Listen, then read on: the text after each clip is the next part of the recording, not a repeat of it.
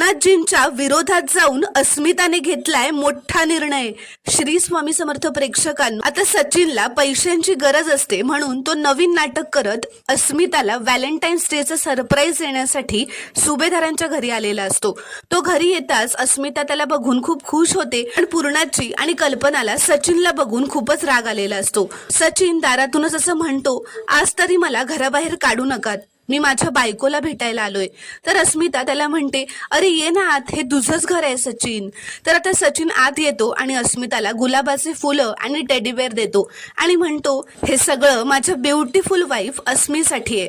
ते बघून आता अस्मिता खूपच खुश होते। तर कल्पना चिडतच म्हणते, अस्मिता काय चाललंय तुझं? सचिनने जे काही केलं ते तू विसरली आहेस का?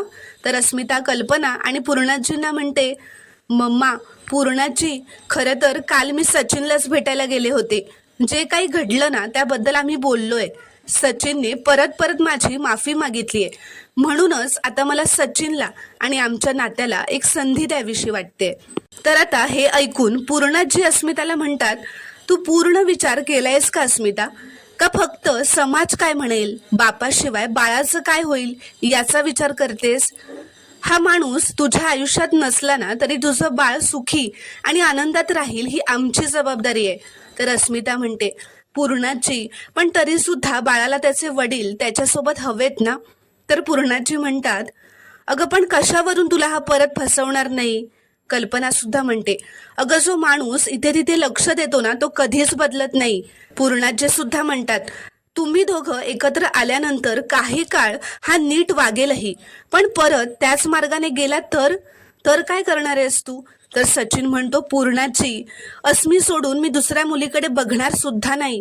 आय प्रॉमिस, प्लीज माझ्यावर विश्वास ठेवा पूर्णाजी एकदा।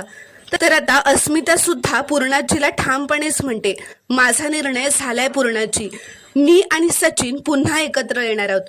आमचा संसार सुखाचा होणार आहे, अगदी पूर्वीसारखा, आणि हा निर्णय आता बदलणार नाहीये, असं ती पूर्णाजींसमोर म्हणते।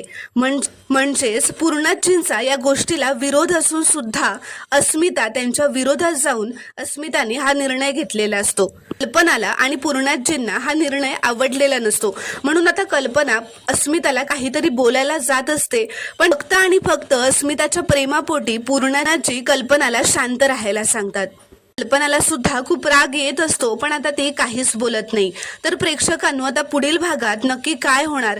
हा निर्णय जेव्हा अर्जुनला कळेल की अस्मिताने पुन्हा सचिनला स्वीकारलंय, तेव्हा अर्जुन काय करणार हे आता पाहणं खूपच रोमांचक ठरणार आहे।